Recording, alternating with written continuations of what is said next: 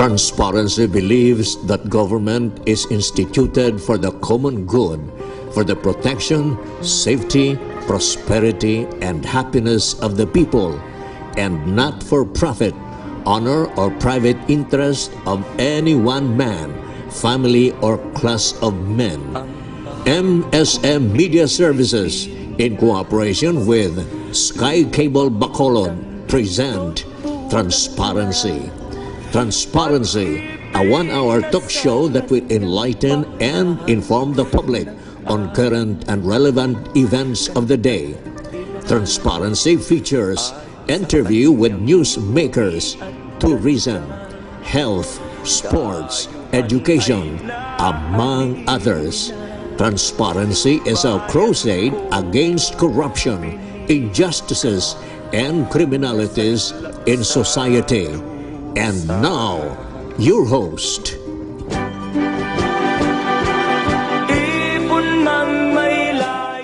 Ladies and gentlemen, good evening. It's Transparency time right here on Sky Cable Bacolod. I'm your host, Mike Maghari. Today's special presentation of Transparency is the JSIS Today. Our honored guest for tonight is a brilliant and well-admired corporate lawyer who hails from Toboso, Negros Occidental. He finished his secondary education at the University of St. La Salle, Batch 83. Ladies and gentlemen, I'm proud to present to you the pride of the Negrenses, the President and General Manager of JSIS, Attorney Jesus Clint O. Aranas. Welcome back to Transparency. Good evening, sir. Good evening, Okay. Mike. Good evening.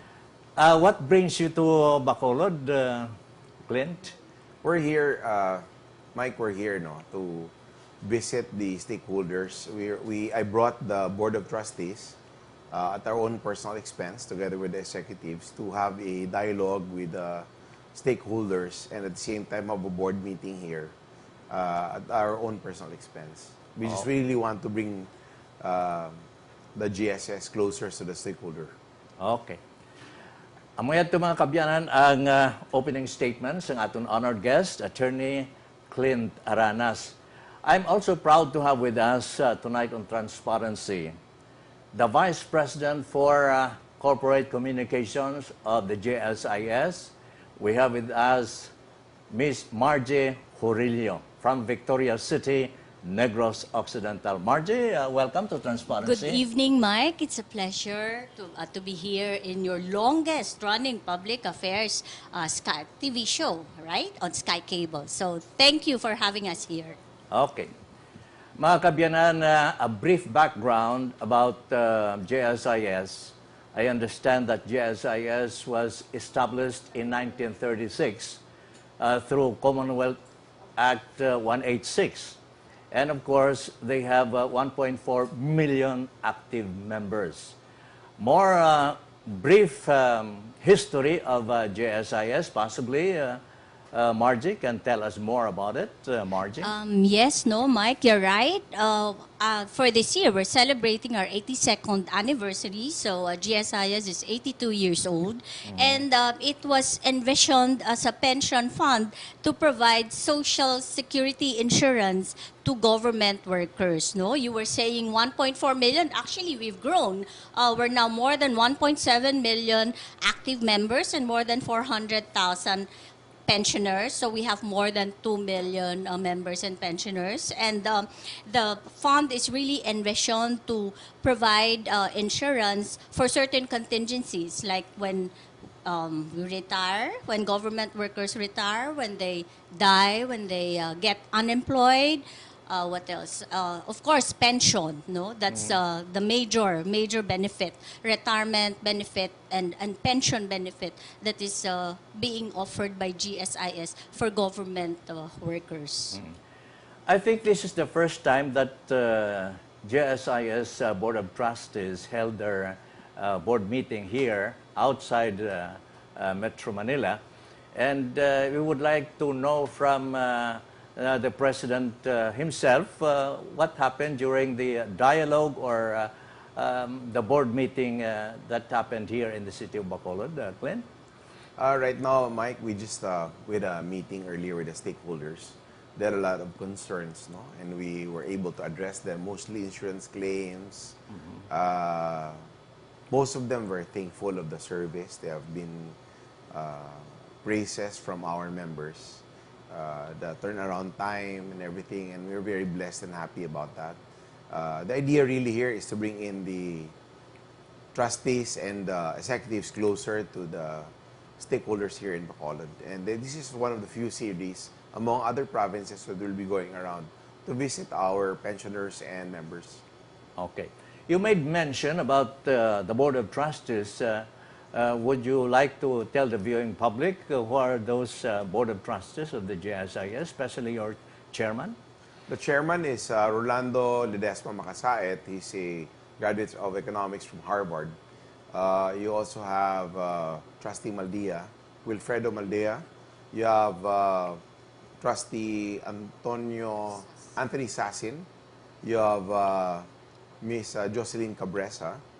You have Trustee Nina Richie Henares Chongbian. You also have our trustee from South Coronadal, Trustee Kahar Makasayon. You also have our trustee from Cagayan de Oro, Attorney Ago Almirante. Lieutenant General Luga. Sorry. Of course. So how many of them? That's About 9. nine. Okay. At the expense of personal expense, holding the board meeting here in Negros Occidental. Now, I'm curious, the financial standing of GSIS right now under your leadership? The financial standing right now, Mike, of the GSIS is that we have a fund life of more than 35 years. In fact, we recently increased the minimum pension to 1,000 pesos, from 5,000 pesos minimum pension to 6,000 pesos for our age-old pensioners and persons with disability. So that's something that they did not ask for, but it is something we can give without affecting actuarial life. No, it's something that they did not expect. We also had increases and rewards to our age-old pensioners ranging from 20,000 to 30,000 up to 100,000 pesos. So katawang nga mga benepisyo for our GSIS members. When will this take effect, the 1,000 peso? The 1,000 peso, Mike, will take effect upon the approval of the President of the Philippines. Now, we're waiting for his approval on this one. But just to let you know of our programs, we recently had the Appear program, which was a success because we were able to plug the leakage of 1.6 billion pesos. And then we also have the condonation of interest and of the surcharge and penalties and interest of the retired pensioners who owes us money. No mga retired pensioner ni Mike who owed us money, who were unable to pay us, so we did a condonation so that we can reach out to them and make them active members again. No, I mean active retired pensioners, and also we address the problem of housing because you know, in housing kadamo sa aton ginpautang sa panimalay pamuluyo sang housing projects and GSIS kung may nagbalayad. We are reaching out to them, ginakondon man namon ang penalties and surcharges. I am also pushing for the waiver of the interest, Mike, because you know waiver of the interest is not as easy. It's not provided by law, so we have to, you know, we're looking at it from the legal standpoint how we can do away with it, because I would rather, you know, have a healthy fund rather than go into litigation with them. That's it. How about the calamity funds you also? Calamity funds. Every time you have a calamity, we always release an emergency loan of 20,000 pesos to 40,000 pesos sa calamity areas. Oo. Yung mga salary ka policy loans sa gyapon padayon. Padayon gyapon. In fact, we have the GFAL, we recently launched, Mike, no, wherein we did a study, and based on our studies, more than 300 billion pesos worth, mga 350 billion pesos worth of monies is owed by our members to private lending institutions, Mike, and that's a concern for us, no? It's like, we're looking at our goose and it's dying, no? With burden with 350 billion pesos, it's now easy mean feet, no? So we offered our members to avail of the financial assistance program by the GSIS. We are willing to buy off the loans from the private lending institutions, but they have to give us the statement of accounts. We'll pay. In fact, we were asked, how much of the monies have we already loaned out to the active members? Ang ambal namon, Mike, 12 billion pesos, and that's, for us, it's quite small, no? Considering that you have a 350 billion target and you're looking at only 12 billion nga nag-avail sa GFAL. GFAL is only at 6% per annum, Mike. Nga away may kagat sini. 6% per annum, that's 0.05% every month. Din ka nakita nga interest man. No? If you have a better interest rate than that, kasi ako na lang mautang sa inyo. Kami na lang mautang sa inyo. But anyway, if you cannot beat that, you avail of the GFAL from GSIS. Now, the problem is that how GFAL works is that the private lending institution must give us the statement of account. If we do not have the statement of account, we cannot. How would we know how much our active members owe you? So if we know that, we will pay you in full. And then we will ask the GSS member to pay us 6% per annum.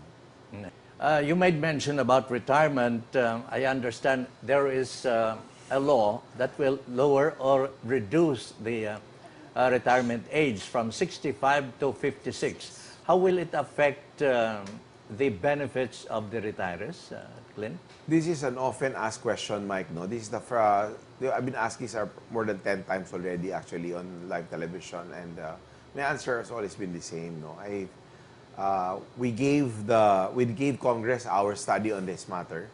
Our concern is that if you lower the retirement age from 65 to 56, I'm 52 already. 4 years from now, I'm already a senile. I'll be a member of the pensioners who are tax-free in this country. I don't know if our country's economy can take this.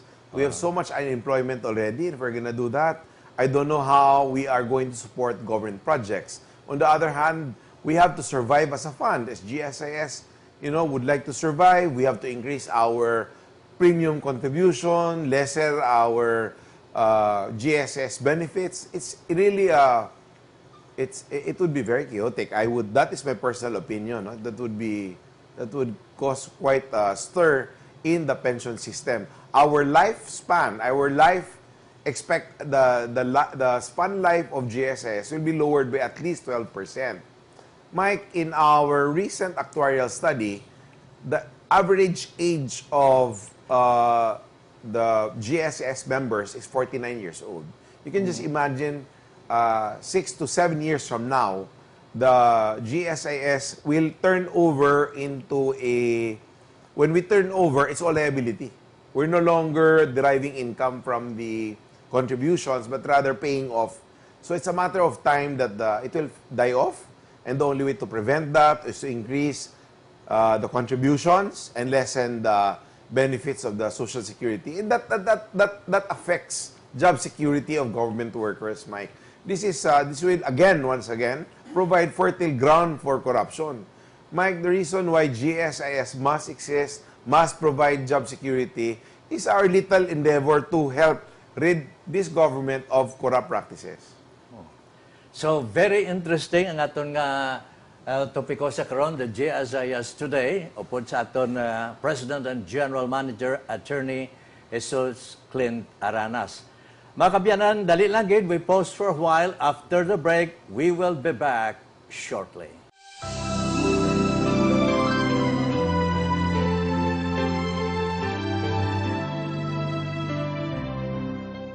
Couldn't find time to go to GSIS because of your busy schedule? Worry no more. Checking your GSIS record is now easy with eGSIS Mo. The electronic GSIS member online, or eGSIS Mo, allows you to view your GSIS records without going to GSIS offices. Register to GSIS Mo now.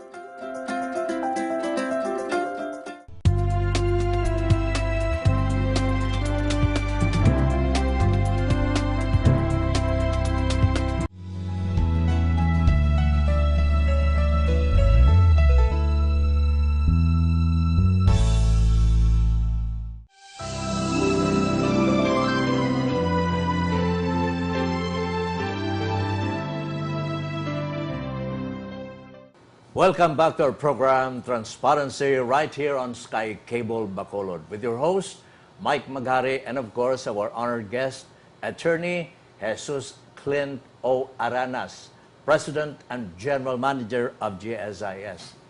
Now, sa Sidiga Matinion, happy viewing ulit sa aton ng mga abyan. For those who watch our television show, I would like to make mention the Attorney Leopoldo Sioco Jr., and of course, Attorney Tomas Araneta and businessman Vladi Gonzalez. No? Happy viewing. Of course, the local manager of GSIS here in the province of Negros Occidental, Sol Orcolio. And of course, we also would like to acknowledge the presence of some officials of the GSIS National. Now, at this time, I would like to turn you over to my guest co-host, Ms. Margie, to ask more questions about GSIS. Yes, this morning we just finished our first ever stakeholders dialogue, and I just would like to ask our PGM, what's the takeaway for that dialogue, which was the maiden dialogue to be held here in Bacolod? I think the takeaway there is really that the stakeholders understand that the heart of excellence does exist in the GSIS, and we are doing our very best to reach out and to improve our service, meaning the turnaround time, the professionalism. It should be the benchmark of government service. Mike, also this morning, our Board of Trustees, almost all of them were here except for a couple. The regional director of DepEd was asked to deliver or render a message, a response to the reforms being implemented by GSIS. And the statement of the Director Gemma Ledesma, no, of DepEd was really very heartwarming and struck a note in the hearts of our trustees and the PGM as well. And I remember she said that GSIS, the heart beats, your hearts beat for the members and pensioners of for your members and pensioners. So that is really a wonderful statement coming from no less than the DepEd Regional Director.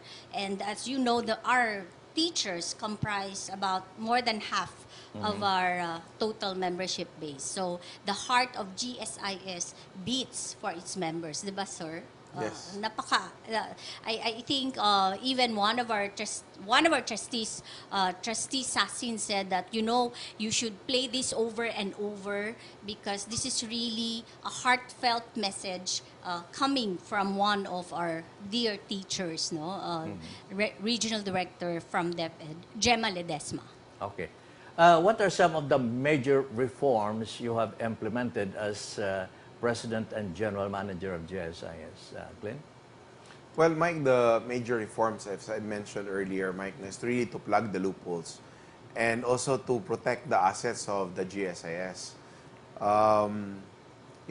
GSIS owns many assets, and real properties, financial securities, and everything. And to manage the assets, the financial assets, and the real estate assets is really a challenge in itself.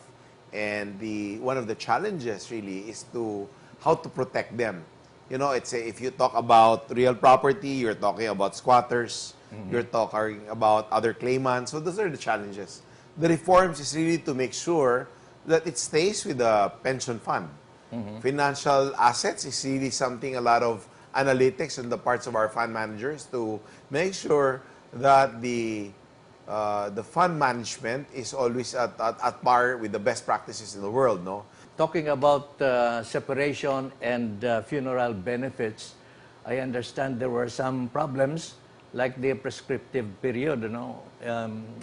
It has been approved that there will be no prescriptive period as far as payment of separation is concerned.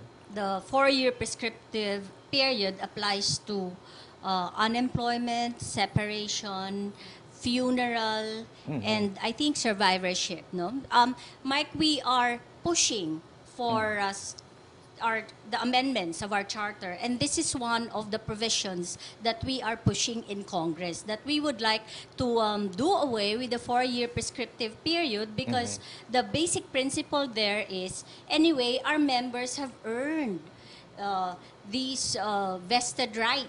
So why not, let's no more prescriptive period of 4 years. When we say, well, which means that they will receive their benefits regardless.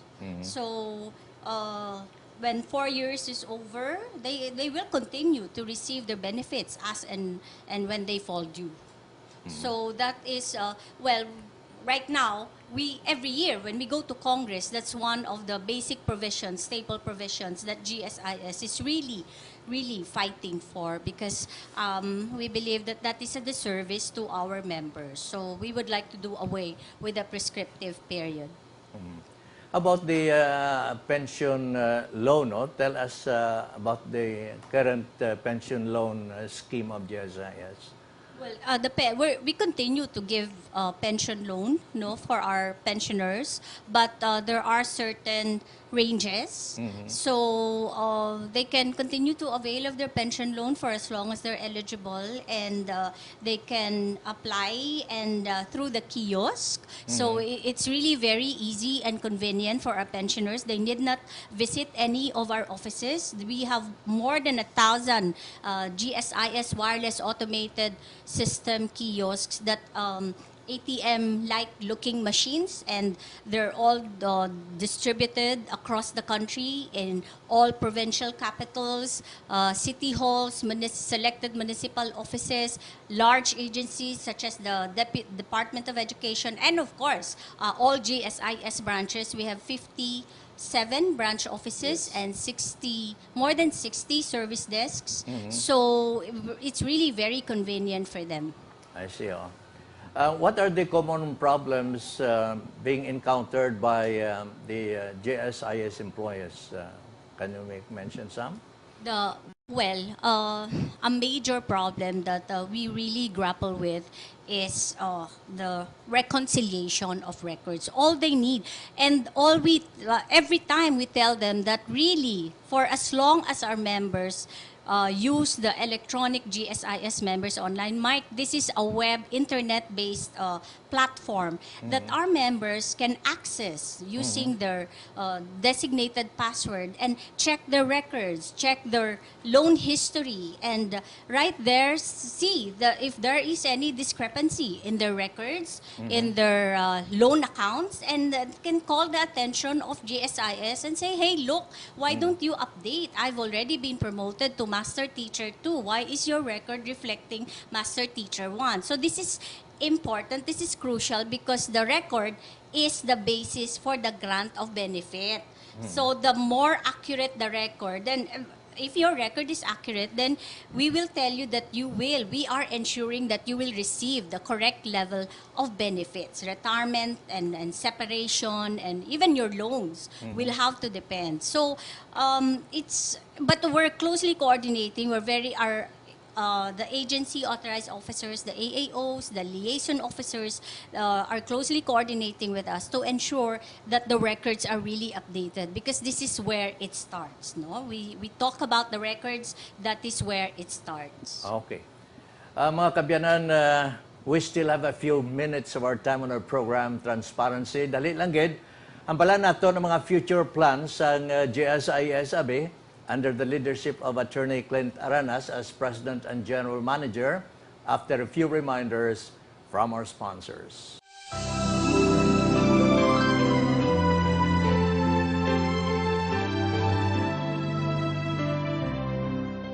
Couldn't find time to go to GSIS because of your busy schedule? Worry no more. Checking your GSIS record is now easy with eGSIS Mo.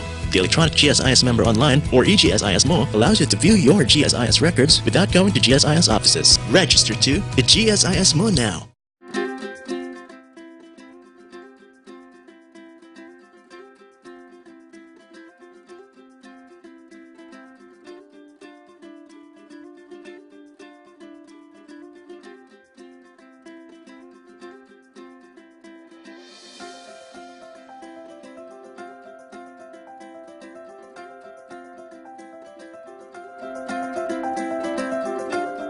Casino Filipino, your partner in building our nation, is inviting everyone to come and join the following upcoming events at Casino Filipino Bacolod El Fisher Hotel.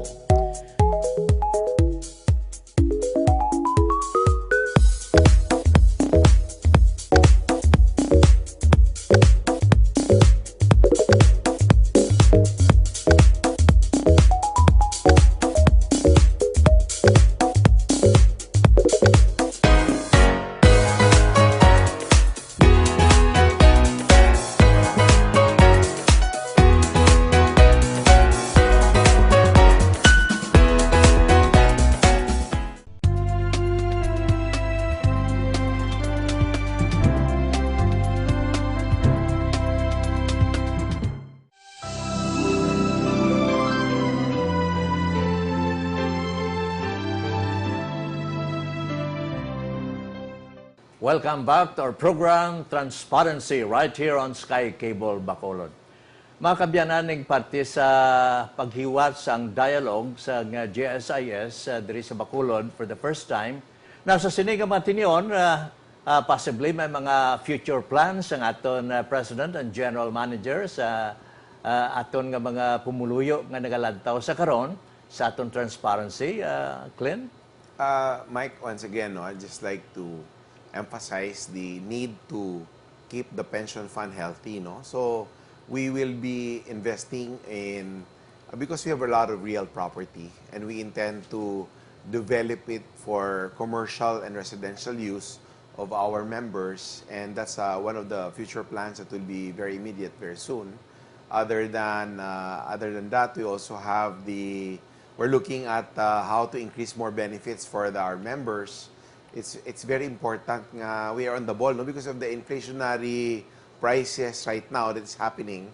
We have to make sure we have to be aggressive in our loans program to pursue our members to offer the 6% per annum rate, Mike. That's a very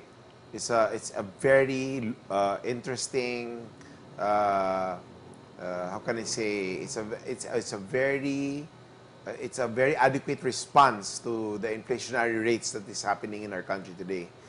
Second is that we would like to look into increasing the benefits of our pensioners and to develop prime properties for commercial and residential purposes for our members.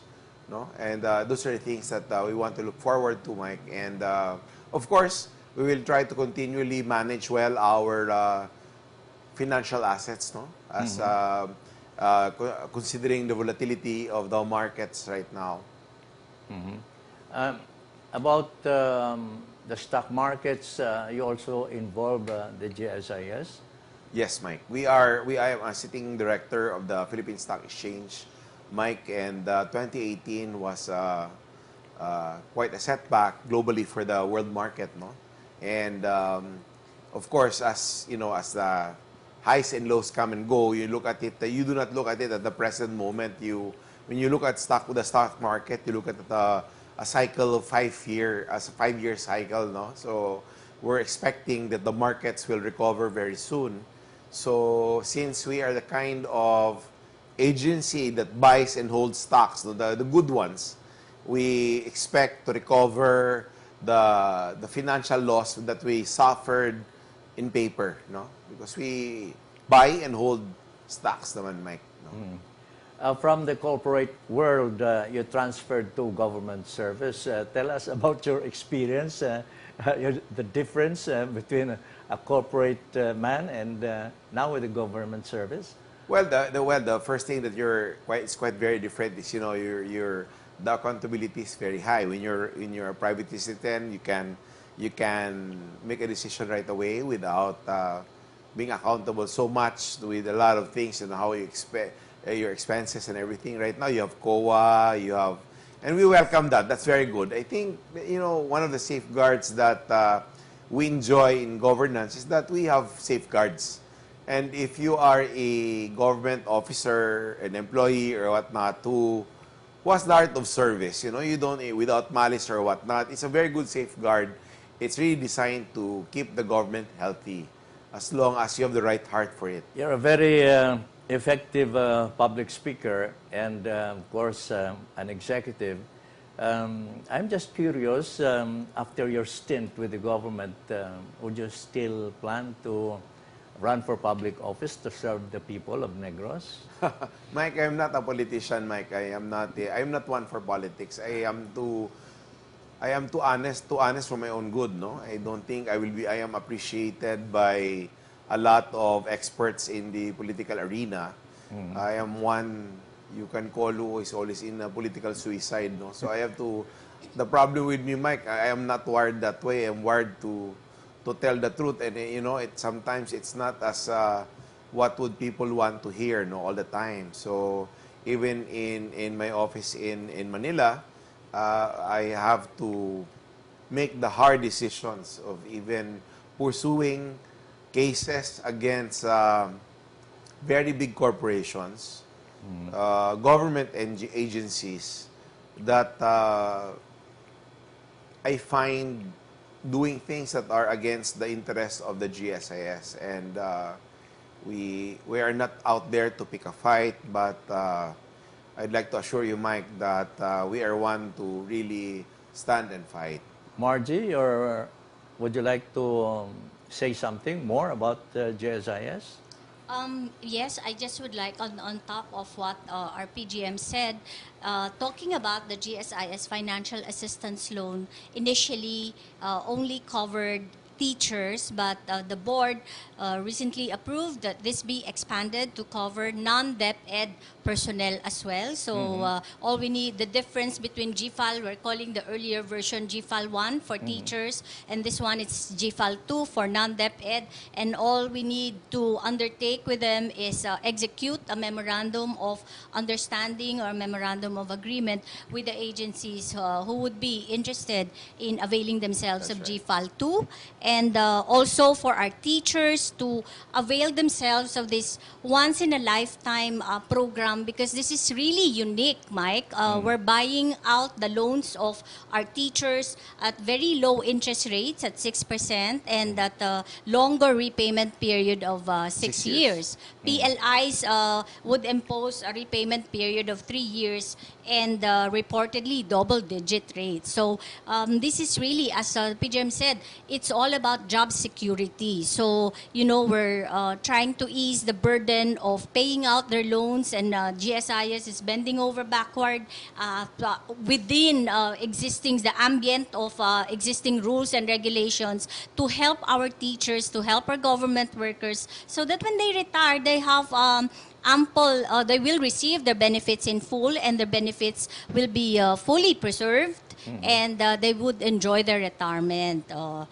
After having dedicated their lives, a large chunk of their lives to public service, it is time to repay their service in government. Okay. Since our time is running short, I would like to request our PGM, Clint Aranas, sang iya sini appeal to the GSIS members here in the province of Negros Occidental. What benefits or what assurance I can give for the good of our GSIS members in our province? Clint? I'm calling out to the government officers or employees of government to please avail of, if you think you have, you're encountering financial troubles and whatnot with private lending institutions, to please avail of the assistance program of GSIS. We will be lending it out to you at 6% per annum, 6 years to pay, and all you have to do is just give us the statement of accounts from the private lending institution. We will pay them in full, and if you're eligible, that's it. Please take advantage of that one. We have to protect you because you are our contributors. You are the lifeblood of GSIS, so we have to protect the goose that lays the golden egg. Okay. Ang aton parting message, Margie? Yes, we would like to assure our more than 2 million members and pensioners that GSIS is reaching out to them and is a partner in whatever phase of their lives. So if they need anything, GSIS is an institution that they can go to for any type of assistance, and we're here to help them, and we can be reached. We have different platforms of communication channels where we can be reached. We have our contact center at 847-4747. We have an email address, gsiscares.gov.ph. Of course, they can also visit our website, www.gsis.gov.ph. And we have, as I've said before, more than 50 plus branch offices that they can visit anytime. Our application for any kind of transaction is file anywhere. So even if they're in Manila and they're based in Bacolod, they can file a loan application in Manila. So it's really for the greater convenience of our members, and that is what in a nutshell we call responsive service. So we're here to serve, and we're here to be a partner of our members and our pensioners as well, so that we can give them job security. Okay, thank you so much, no? Makabiyanan si Margie Jorillo, the Vice President for Corporate Communications and Agawad Tanghal Awardee, no? In hosting a talk show. Of course, she handles the GSIS hour in PTV4, no? Clint, ang aton nga parting message to the good people of Negros? Mike, rest assured, GSIS, as mentioned earlier by Marjorie, we are here to support government employees in any way we can. If you see our programs that are amiss, we are very dynamic in creating, we are doing business development to create more programs for GSS employees. Mike, so rest assured, we have a very dynamic board. Okay, thank you so much, no? Thank you, sir. Mga kabyanan, si Attorney Jesus Clint O. Aranas, my good friend, the President and General Manager of GSIS. Of course, ang aton nga episode sa karon, the GSIS Today, kapasalamat kita sa aton nga mga bisita, kag of course sa iban man nga mga kaupdanan ni Clint, no? Mga top officials of GSIS in Manila. Ang aton nga words of wisdom for tonight comes from Marian Wright Edelman. She said, and I quote, "Service is what life is all about." Ang inyo alagad, Mike Magari, nagasiling, thank you so much. Mabuhay ang Pilipino. This has been another presentation of Transparency. Be with us again every Wednesday, Friday, Saturday at 8 p.m. Channel 32 and on Sunday at 12 noon Channel 40. Keep informed. Keep it here on Transparency, Sky Cable Bacolod. Thank you for watching. Happy viewing, everyone.